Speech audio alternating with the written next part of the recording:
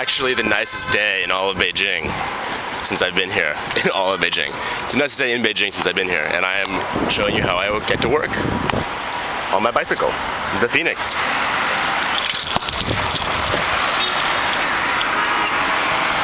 One-handed, it's not gonna be easy. Good, got the green light. Gonna have to wait here. Pass on my merry way.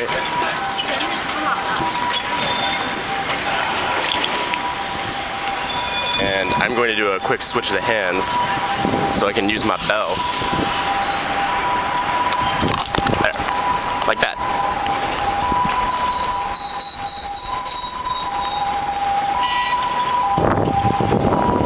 A rare siren in Beijing. Surprisingly, no one ever moves.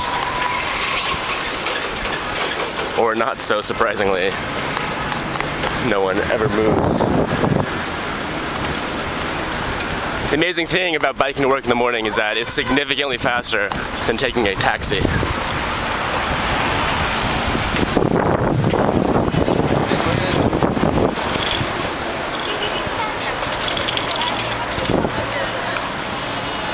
Electric bus.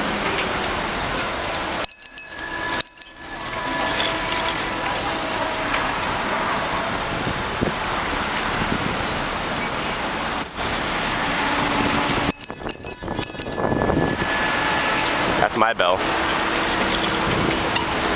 A constant game of seeing the line, reevaluating, making minute changes in your path so as to avoid the ever-shifting flow of traffic, which, as I was discussing with a friend last night, is much more reliable in the sense that all movement is relative.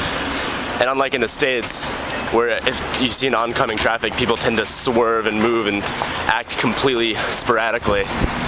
Here, everything, while much more dense and chaotic, has a much more predictable rhythm to it.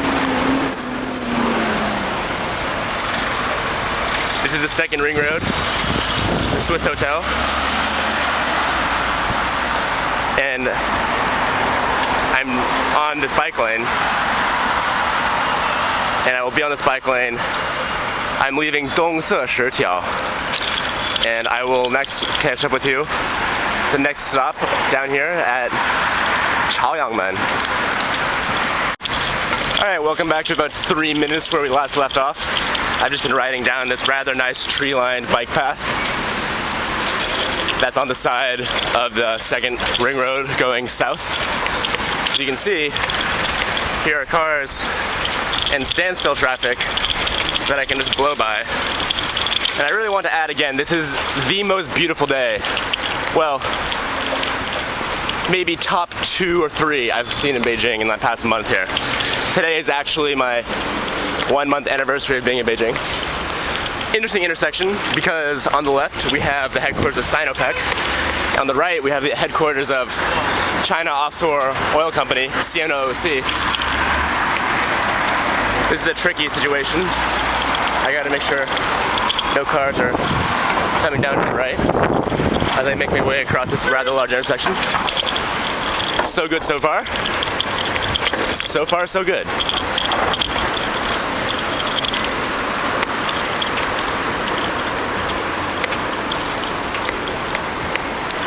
And then this big guy, this rather Stalinist looking imposing building with all the satellite link-ups, is the Ministry of Foreign Affairs. So you have what would be the equivalent of the headquarters of, say, Shell and Chevron or ExxonMobil, 2 of the largest oil companies in the country, right across the street from the Department of State. A combination you wouldn't find in Beijing. I mean in Washington, D.C.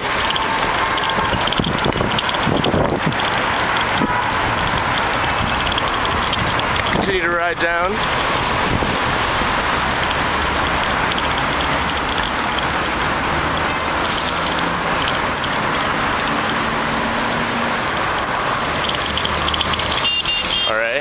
tricky. There's a shortcut that circumvents a traffic light here. So that's why there are always these cars trying to turn in, even though it's rather annoying. That takes some impressive balancing skills, I might add. Move so slowly to skirt around all the vehicles.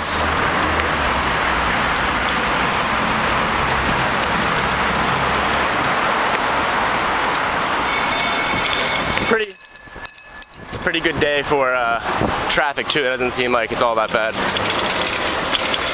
Duck into the bike path. People selling breakfast. Headquarters of the largest life insurance company in China. Right here. Just China Life Insurance. It's like AIG, I guess. Here we go. These guys in the orange, this is interesting. For the past week, the city of Beijing has implemented an incredibly strict program to sort of to make the intersections much more civilized. So they have volunteers, usually teamed with the police, at every corner of every major intersection in the city to hold people back behind the white line to make sure that bicycles or others. So here we're coming up on an old temple. It's called Dongyue Miao. That's an old temple with a beautiful gate right here, which I haven't seen anything else like this in Beijing. It's a very old gate that's preserved. It hasn't been torn down for whichever reason. So it stood eons of revolutions, cultural and otherwise. Now the most pleasant part of the morning. Alright, well, I had to continue this little video footage the following Monday as my memory card ran out when I was right up here last time.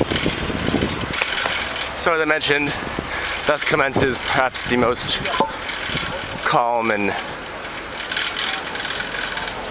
easy part of the commute. Now entering what some may call the Russian ghetto, what others may call the North Embassy District, and what others may call the Ertan Park area.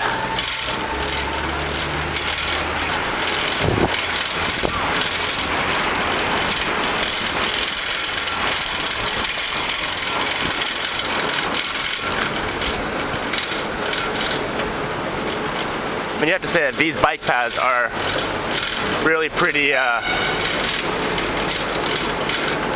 convenient, and also make biking in the city relatively safe. Only thing is when you get in stupid trucks or little bread cars, as I call them, come in the lanes, completely disregard the signs, and you have to portage your bike around.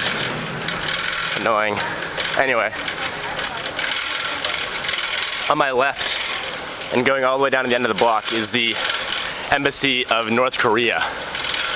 And it's a pretty funny place.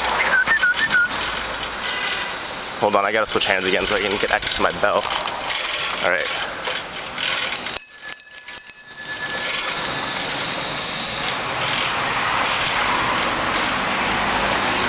Every single car that goes in and out is completely tinted.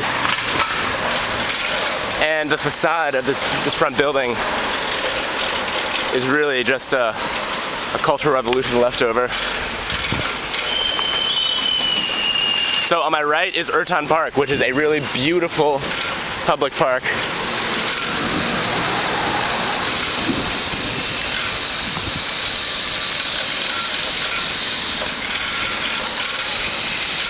I like to compare it to Parc Monceau in Paris. It's kind of often in a side residential district. It's not really frequented on the tourist track, but it's still really great. Alright, turn right down here. On this corner there's a Western grocery store with Jenny Lowe's right there. And actually really good French patisserie. Comptoir de France. I had a croissant there a couple times and an espresso. It's not cheap by any means, but for the luxury living you get in China, you actually have to pay more than you would in the West. I think partially because it's such a novel concept, and also because you know, the clientele that it caters to is basically the nouveau riche of China, and they have no qualms in spending, you know, $4 US on a shot of espresso. Even though, you know, in Italy or Paris you'd get one for €2.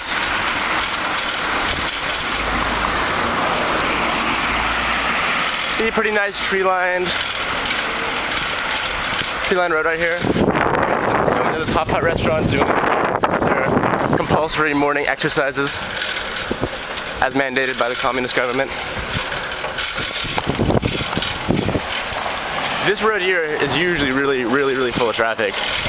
It's narrow, Embassy District. People probably tried to use it as a shortcut in days past, but now it's actually probably by far the slowest, just given the volume of traffic.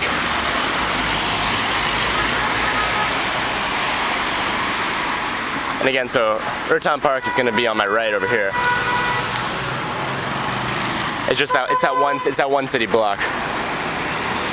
And this is really the dead center of Embassy District right now. I think Greece is right here. The former U.S. Embassy is up on this next block. The current British Embassy is right here, or at least a residential compound.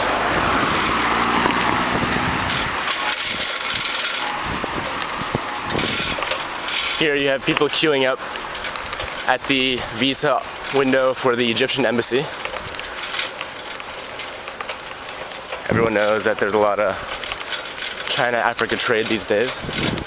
All the cars here have the Sure plates, which are the embassy designation. Same as having a diplomat license plate in the States.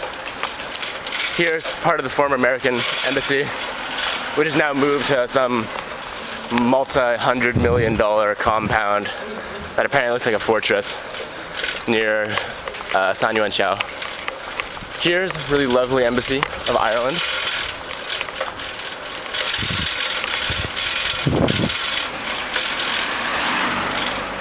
Here you see entrance to where I work. It's a diplomatic compound. The diplomatic compounds used to be the only place where foreigners could stay. Yeah. Usually they open that for me. I'll have to dismount. It's a little annoying. And so here we are inside. They actually, these guards at the front are pretty strict when it comes to permitting people and letting people into the gates. Say, if you're white, no problem. They don't check for anything. You have the slight indication of being anything other than white. They're really strict about your ID. So within here, I mean, you can see this compound. Also, you can see that's the largest tower in Beijing. It's one part of the World Trade Center complex. There are actually several embassies in this compound. Small embassies. Lesotho, Lesotho, Azerbaijan. That's Croatia right there. And the Nature Conservancy is in one of these villa type things. Actually, we occupy two. Right there. That's both of ours. It's a really great setup, you know, it's a nice field, basketball court. And then I make my way in, park my bike in the garage. These used to be residential compounds, obviously, so for an office there are a lot of residential type amenities. And that is the conclusion of my daily commute to work for now. Soon I'll be moving apartments.